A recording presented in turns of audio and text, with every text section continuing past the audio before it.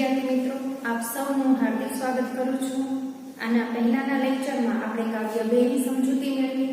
આજના લેક્ચરમાં આપણે કાવ્ય 4 છે એ 4 ની સમજૂતી મેળવીશું। તે પહેલા એક અગત્યની વાત છે જણાવી દઉં।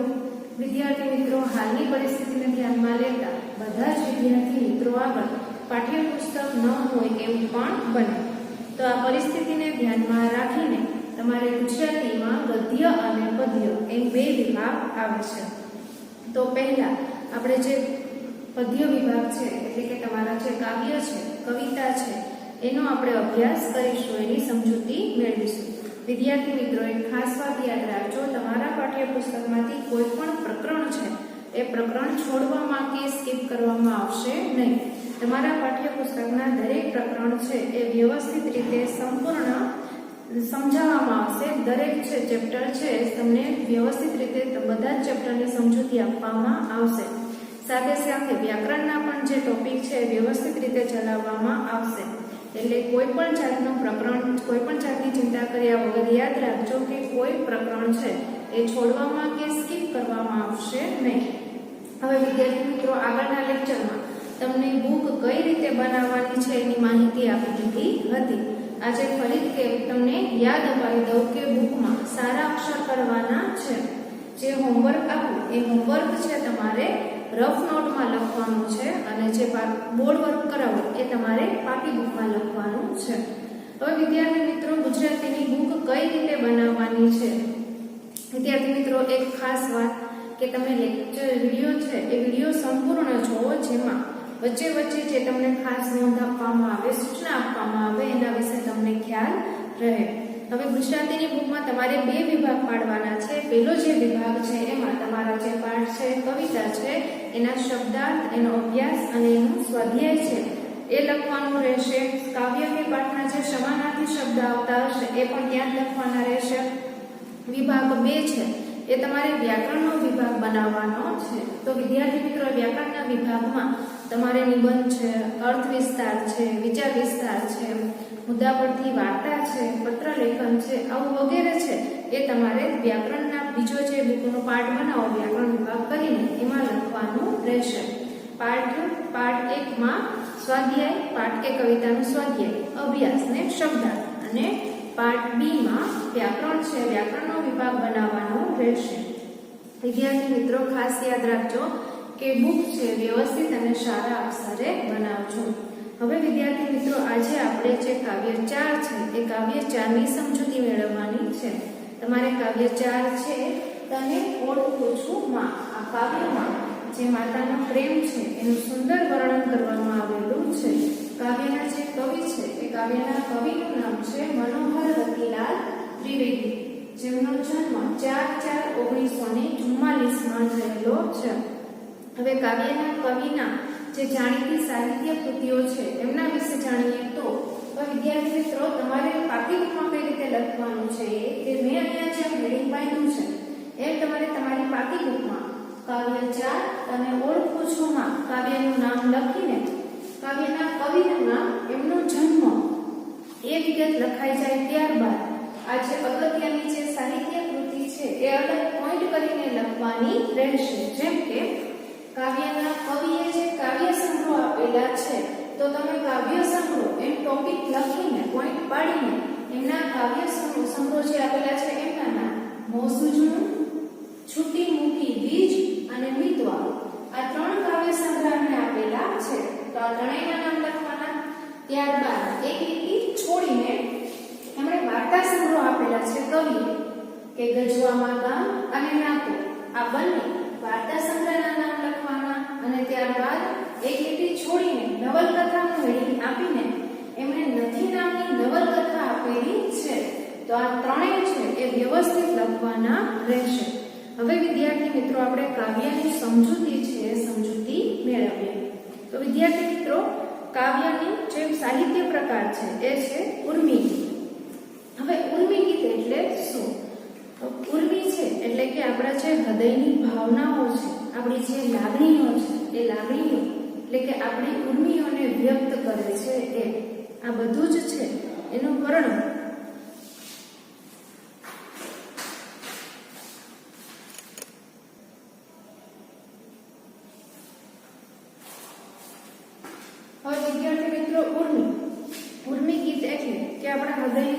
ઉર્મી શબ્દનો અર્થ છે લાગણી કે ભાવ. આપણે જે લાગણી છે આપણા મનુષ્યના હૃદયમાં, કે જે પ્રેમ હોય, નફરત હોય, ગુસ્સો હોય, સુખ હોય, દુઃખ હોય, આનંદ હોય, શોક હોય, આ બધી જ લાગણીઓને જે વ્યક્ત કરીએ છીએ, સંવેદનાઓ છે એ રજૂ કરીએ છીએ, એ ઉર્મી એટલે કે ઉર્મી ગીત. આ બધું જ છે. જેમ કે ઉનાળો છે, સખત ગરમી પછી કાળઝાળ ગરમી પડતી હોય અને ત્યારબાદ છે એ વરસાદનું આગમન થતા વાતાવરણમાં એક ઠંડક પ્રસરી જાય અને ઠંડક બાદ છે બાળકો છે વરસાદનું આગમન થતા શેરીમાં નહાવા માટે નીકળે અને ગાય કે આવરે વરસાદ. આ જે સુંદર રજૂઆત છે, આપણી લાગણીઓની, સંવેદનાઓની જે રજૂઆત છે, ઉર્મીઓની જે રજૂઆત છે, એને આપણે ઉર્મી ગીત, ઉર્મી કાવ્ય કે પદ તરીકે પણ આપણે એને ઓળખીએ છીએ. હવે વિદ્યાર્થી મિત્રો, આ કાવ્યમાં તમને માતાના પ્રેમ વિશે વાત કરવામાં આવેલી છે. તો વિદ્યાર્થી મિત્રો, માં છે ગુજરાતી સાહિત્યકારોએ માં શબ્દને એકાક્ષરી મંત્ર તરીકે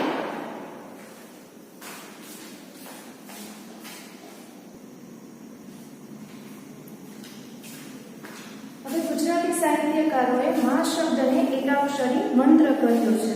માં શબ્દ છે એ બોલતાની સાથે જ એક અલગ જ પ્રકારની ખુશી છે, આનંદ છે આપણને જોવા મળે છે. આપણું હૈયું છે એમાં એક ચમત્કાર થતો હોય, એ કંપન છે, એ કંપન ચમત્કાર છે, એમાં અદ્ભુત શક્તિ છે એમ કહી શકાય.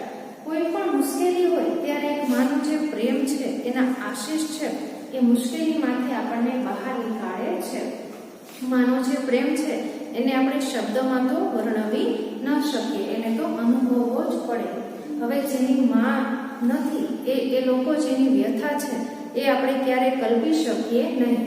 માં છે એ માના, આપણે કહીએ કે ભગવાન છે બાળકનો જન્મ આપ્યો, ત્યારબાદ એ બધે જ પહોંચી શક્યો નહીં એટલે એને માનું સર્જન કરેલું.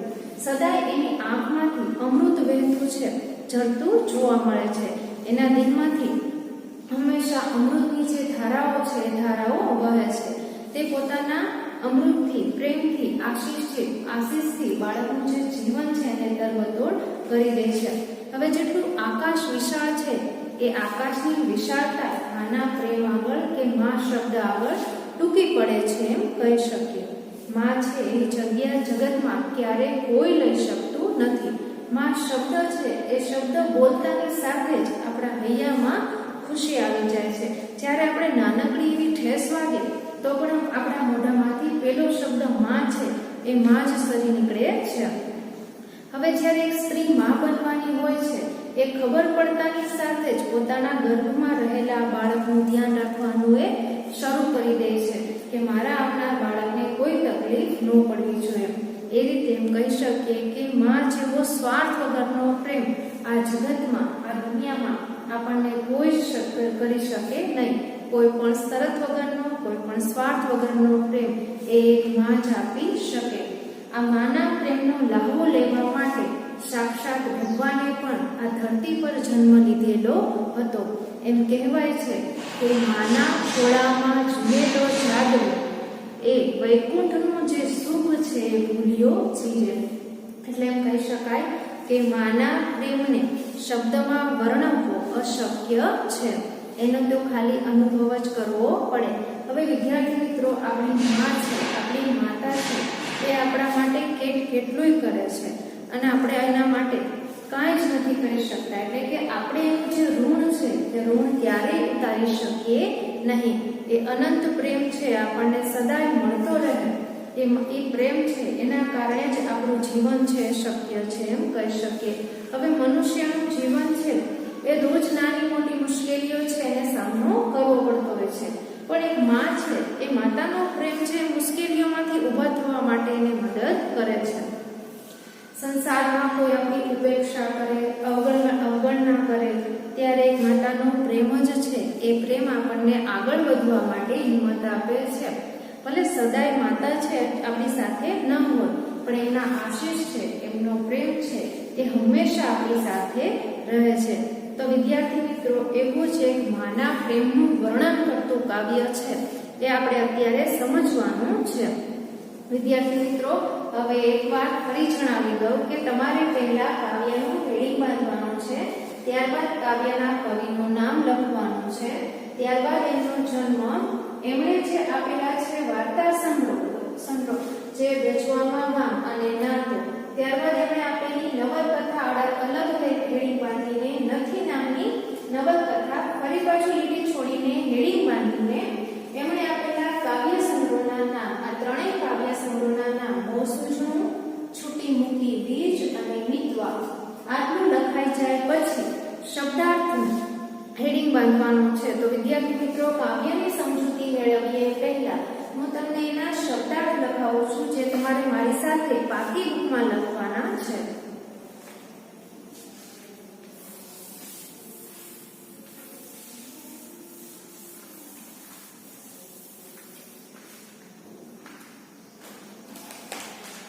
તો વિદ્યાર્થી મિત્રો, મારી સાથે આ શબ્દાર્થ તમારી બુકમાં લખતા જજો.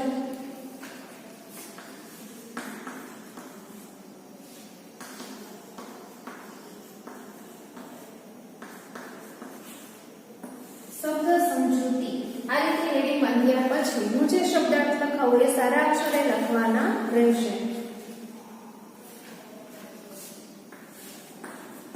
સર એટલે કે નીકળી, સરી પડે,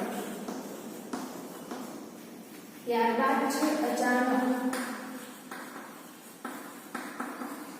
એટલે એકાએક, ત્યારબાદ છે વેણ એટલે વચન અથવા શબ્દ,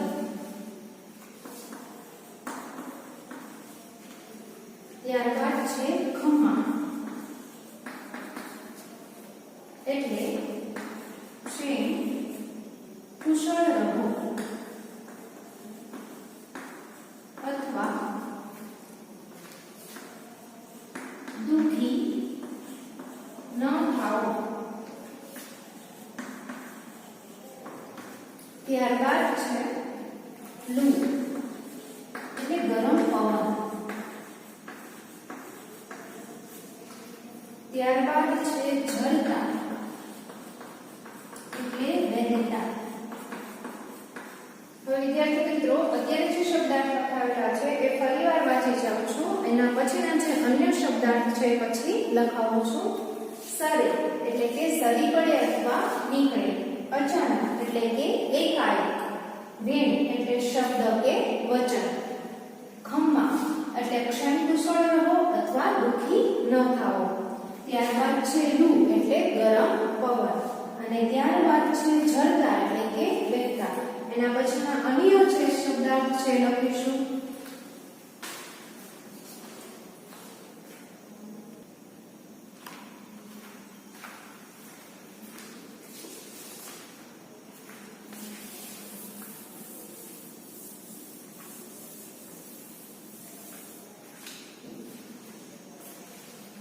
હવે વિદ્યાર્થી મિત્રો, એના પછી છે તરણ એટલે ઘાસ અથવા તણખલું,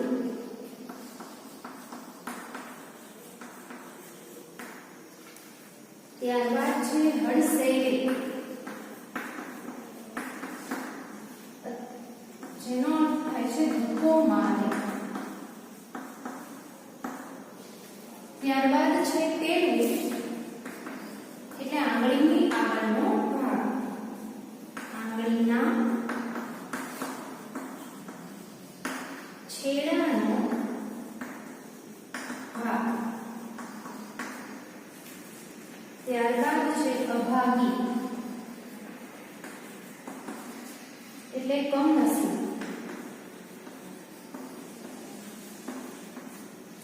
ત્યારબાદ છે તીરથ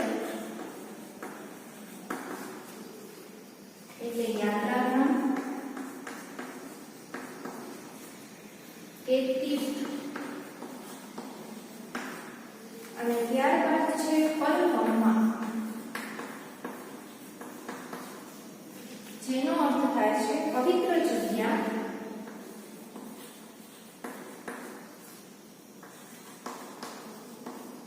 કે વ્યક્તિ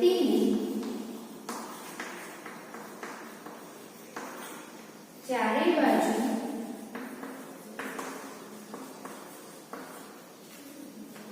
ગોળ ગોળ ફરવું.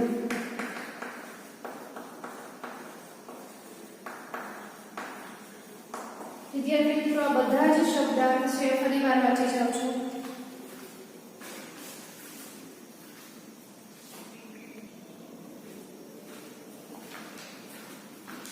તો વિદ્યાર્થી મિત્રો પેલું છે તરવું એટલે ઘાસ અથવા તણખલું. ત્યારબાદ છે હળસે એટલે ધક્કો મારે, ઉપેક્ષા કરે, અવગણના કરે.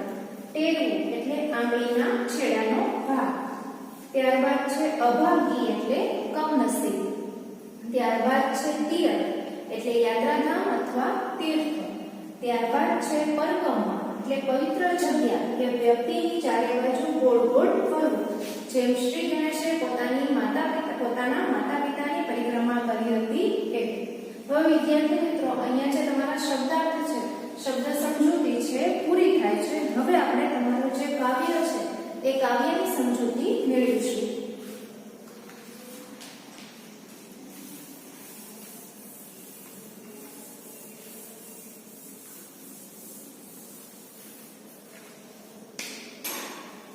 તો વિદ્યાર્થી મિત્રો કાવ્ય 4. કાવ્યનું નામ તને ઓળખું છું માં.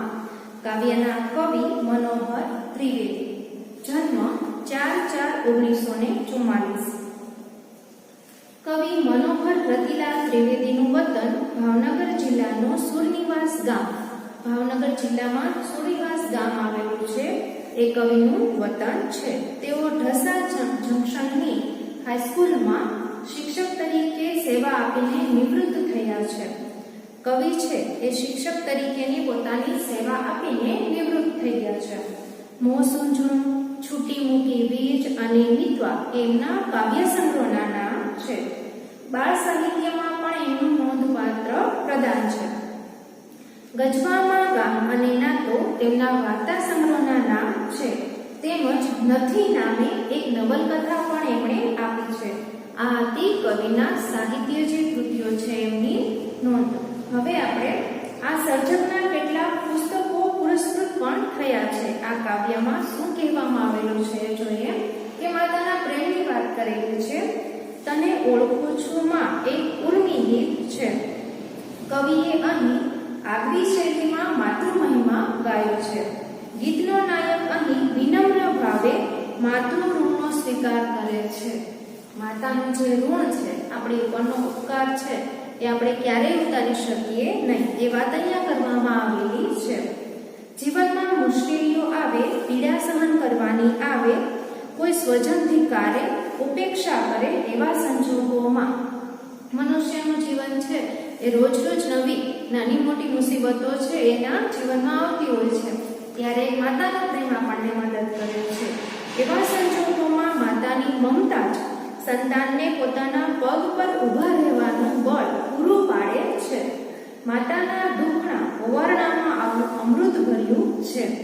ટાચકા ફૂટે ને પીડા પળભરમાં છૂ થઈ જાય. માતા જ્યારે ઓવારણા લે છે ત્યારે ઓવારણાની લેતાની સાથે જ આપણી પીડા છે તરત દૂર થઈ જાય છે.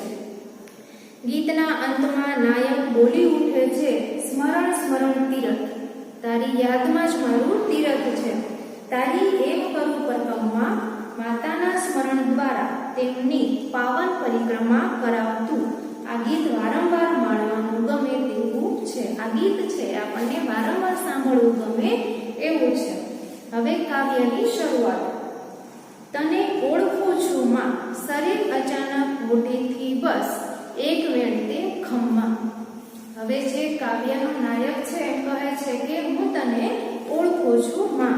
માં હું તને ઓળખું છું કે તારા મોઢેથી એક જ વેણ છે અચાનક નીકળે છે ખમ્મા, એટલે કે દુઃખી ન થાઓ.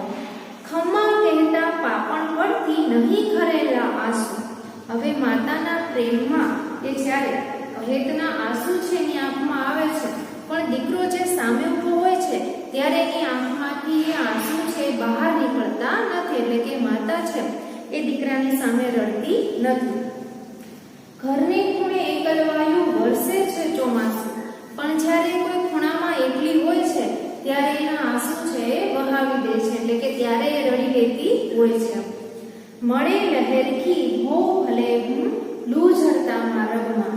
હવે એમ કહે છે કે હું લૂ ઝરતા જ્યારે માર્ગમાં હોઉં છું ત્યારે, રસ્તામાં હોઉં છું ત્યારે, મુશ્કેલીમાં હોઉં છું ત્યારે એક તારા જે પ્રેમની મીઠી લહેરખી છે એ લહેરખી મળી જાય ત્યારે જે મારી પીડા છે, મારું દુઃખ છે એ દૂર થઈ જાય છે.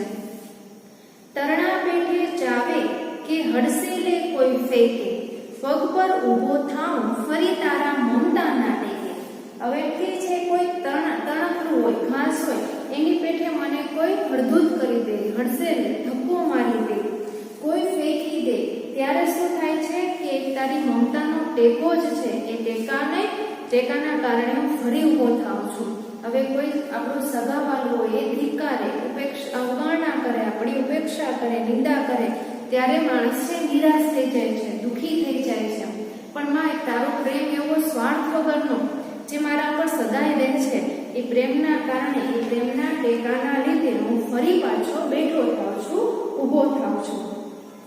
દસે ટેરવા અડે ને પીડા છું થાતી પણ ઘરમાં. તું જ્યારે ઓવારણા લે છે, માતા જ્યારે દીકરાના ઓવારણા લેતી હોય છે, એ ટેરવાનો જે અવાજ છે, ઓવારણા લેતાની સાથે જ મારી પીડા છે પળમાં જ દૂર થઈ જાય છે. ઘરથી જાઉં દૂર છતાં તું હોય આંખની સામે. એમ કહે છે કે હું ભલે ઘરથી દૂર ગયો હો, પણ મારી જે યાદ છે એમાં તું જ હોય છે, એટલે કે મારી આંખમાં તું જ હોય છે, હું સદાય તને મહેસૂસ કરું છું. કોણ અભાગી હોય જે માને આમ સદા ન પામે. એમ કહે છે કે કોઈક અભાગી જ હોય કે જે માતાનો પ્રેમ છે, માતાને આવી રીતે મહેસૂસ ન કરતો હોય, પોતાની પાસે પામતો ન હોય. સ્મરણ સ્મરણથી તીરથ તારી કેમ એમ કરું પરકમમાં. તારી યાદ છે એ સ્મરણ તીરથ, એ તીર્થ સમાન છે, અને હું તારી પરિક્રમા કરું છું, તને ઓળખું છું માં. એમ કહે છે કે હે માં હું તને ઓળખું છું. આખા કાવ્યમાં શું કહેવામાં આવેલું છે? પહેલા કે માં હું તને ઓળખું છું. તારા મોઢેથી જે ખમ્મા શબ્દ નીકળે છે એ કહેતાની સાથે જ મારું જે દુઃખ છે એ દૂર થઈ જાય છે. તારા આંખમાં હેતના કારણે, પ્રેમના કારણે આવેલા દીકરાની સામે નીકળતા નથી, પણ જેવું કે ખૂણામાં એકલી હોય છે ત્યારે રડી લે છે. હું ભલે લૂ ઝરતા માર્ગમાં હોઉં, મુશ્કેલીમાં હોઉં, ત્યારે તારા પ્રેમની મીઠી લહેરખી છે મને સુખ આપે છે, મારું દુઃખ છે એ દૂર કરે છે.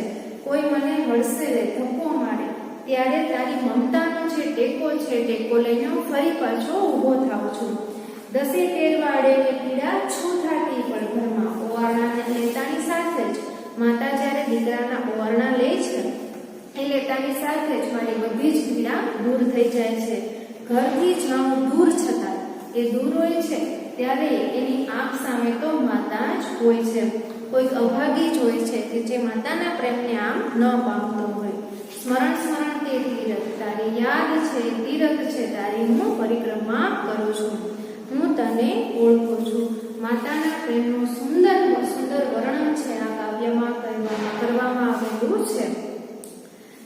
જ્યારે આપણે ઘરથી દૂર હોઈએ કે મુશ્કેલીમાં હોઈએ ત્યારે માતાનો પ્રેમ જ છે કે જે આપણને હિંમત આપે છે. તો વિદ્યાર્થી મિત્રો, કાવ્યની જે સમજૂતી છે અહીંયા પૂર્ણ થાય છે. હવે આપણે આ કાવ્યના સમાનાર્થી શબ્દ છે, શબ્દો લખીશું.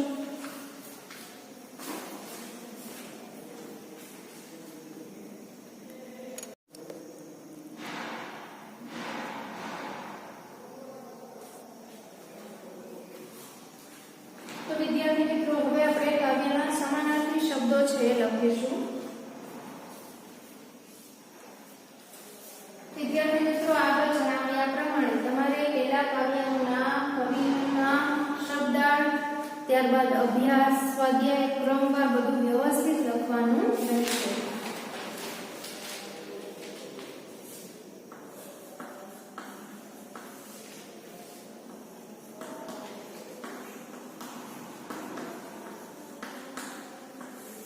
હવે વિદ્યાર્થી મિત્રો, તમારે પણ તમારી બુકમાં સમાનાર્થી શબ્દ કરીને હેડિંગ બાંધવાનું છે, ત્યારબાદ પછી સમાનાર્થી શબ્દો લખવાના છે.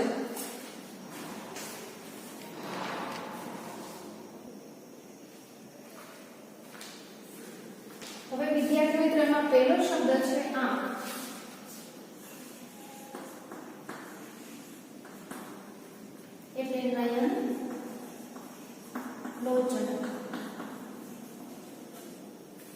ત્યારબાદ છે સાંજ એટલે સંધ્યા. ત્યારબાદ છે નદી એટલે સરિતા.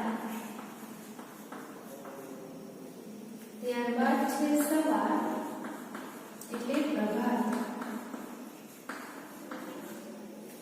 ત્યારબાદ છે સદા એટલે હંમેશા અથવા કાયમ. ત્યારબાદ છે સ્મરણ એટલે યાદ અથવા સ્મૃતિ. ત્યારબાદ છે હેત એટલે પ્રેમ કે સ્નેહ.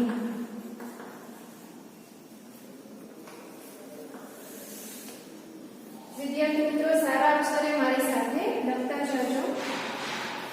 ત્યારબાદ છે માર્ગ એટલે માર્ગ કે રસ્તો. ત્યારબાદ છે દુઃખ એટલે પીડા અથવા કષ્ટ. ત્યારબાદ છે મૂંઝવણ એટલે અકળામણ. ત્યારબાદ છે પવન એટલે વાવ અથવા વાયરો. ત્યારબાદ છે સઘળું એટલે તમામ. વિદ્યાર્થી મિત્રો ફરી એકવાર વાંચી જાવ છો, ધ્યાન આપજો.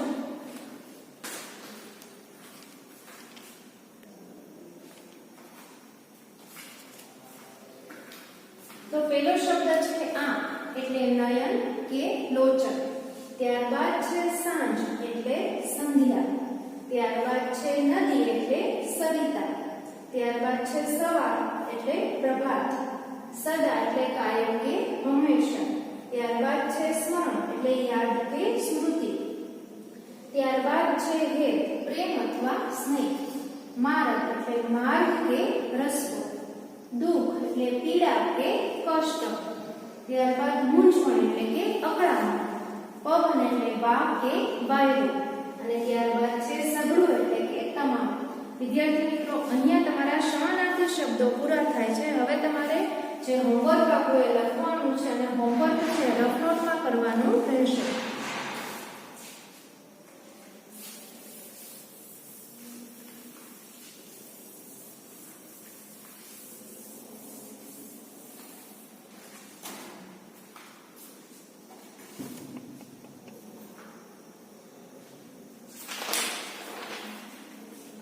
તો વિદ્યાર્થી મિત્રો હોમવર્કમાં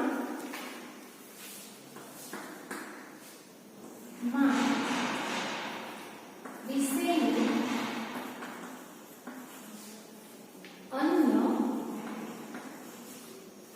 કોઈ એક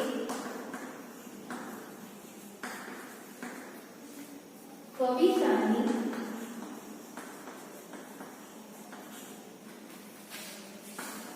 પાંચ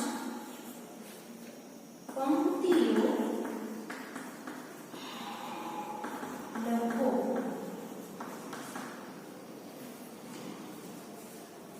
અને ત્યારબાદ નીચેની કાવ્ય પંક્તિઓ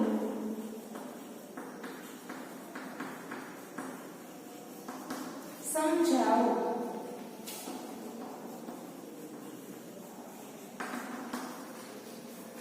જેમાં પહેલું છે તરણા પેઠે જાવે તારી મમતાના ટેકે. અને ત્યારબાદ છે ઘરથી જાઉં દૂર કરું પરિક્રમા. વિદ્યાર્થી મિત્રો, આજે તમારું હોમવર્ક એકવાર વાંચી જાઓ છો, સાંભળજો. માં વિશેની અન્ય કોઈ એક કવિતાની 5 પંક્તિઓ લખો. બીજું છે નીચેની કાવ્ય પંક્તિઓ સમજાવો, જે તમારે તમારા શબ્દોમાં સમજાવવાની છે. તરણા પેટે ચાવે તારી મમતાના ટેકે, ઘરથી જાઉં દૂર કરું પરકમમાં. આ બંને પ્રશ્નો છે તમારા હોમવર્કમાં, તે છે રફ નોટમાં લખવાના રહેશે. તો વિદ્યાર્થી મિત્રો, અહીંયા છે તે તમારા કાવ્યની સમજૂતી પૂરી થાય છે.